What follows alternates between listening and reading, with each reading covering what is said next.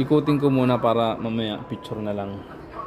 So dito parang street to dito. Pag nandito kayo sa Taiwan, makikita nyo mga ganyan daanan. Ganda.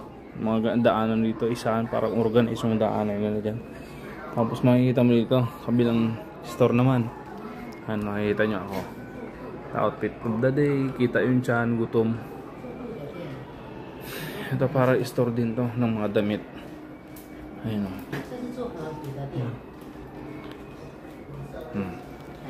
Chinelas. Yan, pamaypay. Yan.